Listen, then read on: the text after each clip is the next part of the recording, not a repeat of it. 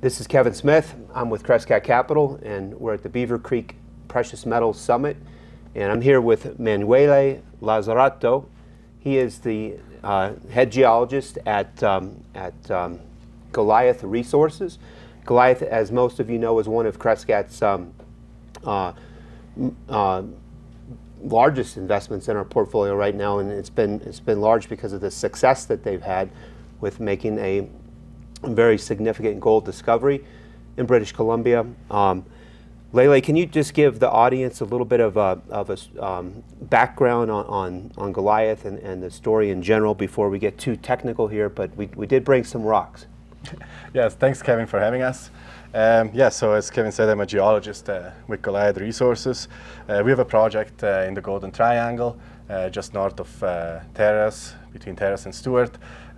We found this shear-hosted system. It's a series of veins that are strongly mineralized.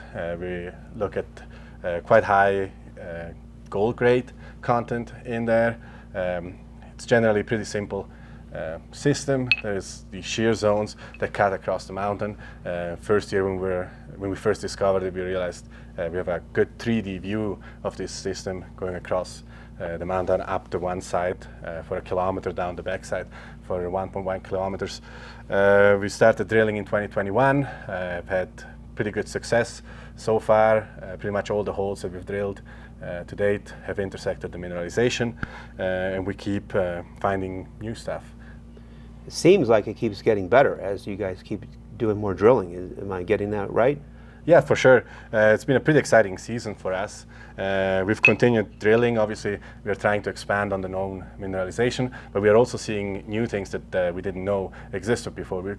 Part of them we were kind of expecting, especially deeper down in the system. As most people that follow us know, so far we have the Shear bed zone, which sits, it's kind of hosted in the sedimentary units, sitting in the top package of rocks. Then we have a series of volcanic units sitting below the sediments, and at that contact between the volcanics and the sediments is what we call the Bonanza shear. It's another mineralized horizon that we've done quite a bit of work on this year. And then below the Bonanza shear, sitting within the volcanics, we have what we call the Golden Gate and the Mothership feeder zone. So we're finding some new stuff down in there as well. So this year, one of our focuses was on expanding the Bonanza shear zone. We are delineating a zone that is about 300 meters by 500 meters within the Bonanza shear, where we have high-grade material. We get anywhere from 5 to 10 meters in thickness. Some of the holes that we have assays for already. Is this from the Bonanza shear? That's from the Bonanza shear, but kind of off to the east a bit, at what we call the jackpot showing. But in the Bonanza, in that high-grade zone, we are finding pretty consistent grade over 5 to 10 meters. Like we're talking close to an ounce or more. We have 2 holes so far that we've released assays for, 197 and 235, and they both ran over an ounce per ton over more than 5 meters. So we are definitely doing kind of close space drilling in that zone, and we're trying to delineate a relatively large area of high-grade material. Now, this material is generally occurs at the intersection of multiple shears. In this case, the Bonanza and the truss that makes up the shear bed zone itself. A similar situation is where we have this sample here from. It has quite considerable amount of visible gold right in here, and this is from what we call the jackpot showing. It's off to the east about a kilometer, and that sits again at one of these intersections between the Bonanza shear and one of these truss sheets that comes up. Okay, and one of the new interesting things you've discovered out there is that the dikes, the intrusive granite-related dikes in between the shear zones, also have gold in them. Is that right? Yeah, correct. Yes. So this is a pretty new discovery for us as well. We found out that all the dikes have like this porphyritic texture, and there is veins of quartz that cut through these dikes. And these veins contain visible gold, first of all, but they also contain molybdenite, they contain bismuth mineralization, there is a little bit of tungsten in there as well. So putting this all together, it's like this reminds us a lot of like the reduced intrusion related to gold systems. We have a vein density of about 3 to 5 of these quartz veins per meter that we see so far. We see that in quite a lot of the drill holes that we've drilled between 2021 and now. So obviously we're kind of trying to focus on that more now. We've gone back and sampled the dike material from 17 holes drilled between 2021 and 2023, and obviously the current drill season as well. So we are waiting for our assay results, but this could definitely be an important part of this system. We also went out and did some more prospecting and mapping on some of the intrusions that surround the Shear zone, and we were actually able to find the same material about 4 kilometers to the south of the Shear zone itself.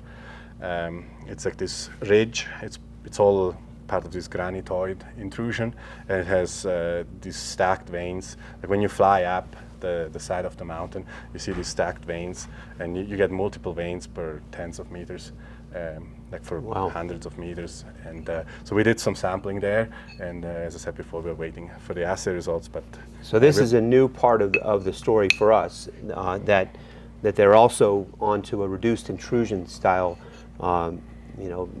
discovery that is interwoven with these shear zone gold veins. And I'm not a geologist, but he is. So this guy is a mountain climber, and when Roger, the CEO, first came to us, he was talking about how the glaciers had melted away, and these guys had discovered this streak of gold across this really high, steep mountain. And Quentin, right away, our geologist at Crescat, our geologic and technical director, he said, all right, you guys have to put a drill right up here on top of this mountain and drill right into this thing, which we gave them some money, and they did. And this system just continued to grow ever since. What was that, 3 years ago that we made that first investment? I think you guys came in 2020. 2020. Just before we started drilling, actually, when we were doing the systematic channel cutting across the mountain there. Yeah. So this guy is a real explorer and knows how to find gold. I encourage you to go to Goliath Resources website, check out their corporate presentation, look at their results. They've had a very robust season with up to 8 drills operating on the property. And I think you've only released a couple of holes so far. I think there's a lot of assays still to come, news results still to come over the next few weeks and months, right? Yes, that's correct. So we are starting to get results back now. We'll release them in the coming weeks or months here. We'll put together a few of the drill holes, especially when it comes to the Bonanza stuff or Shear mineralization. So we kind of want to have multiple holes so that we can show some more context and not just give our shareholders like one single hole at a time. So that's kind of, so yeah. But yeah, we're working towards that. We'll have drill results coming from the new discovery. Well, we did it last year on Treasure Island, about 40 kilometers to the north. We had our inaugural drill program there as well. Tell us a little bit about Treasure Island. Yeah, so Treasure Island is this rock outcrop that sticks out of the glacier. Last year we were in there for about a week to 10 days. We did the mapping and surface sampling. We ended up with surface or like outcrop samples that ran up to 28 grams per ton gold equivalent, 20 grams per ton gold, 5% copper in there. It's just all splattered with chalcopyrite, pyrite, like nice sulfide material. So we went in this year for an inaugural drill program. We did around 3,000 meters of drilling from 4 pad locations and 12 drill holes. We intercepted the mineralization on an average thickness of about 33 meters. Within that, we have 7 meters where we have semi-massive to massive sulfide. The material that we see in the drill hole looks exactly like those samples that ran up to 20 grams per ton gold on surface. So we're pretty excited about that stuff. We'll see what the results are going to say, but the plan is to do a mobile MT survey in the spring, and then that also includes like the stuff surrounding this island in the within the glacier, just so that we get an idea of what to expect under the ice, basically. And then again, if results are good, we'll plan a follow-up drill program. It could be up to 5, maybe even more, 1,000 meters.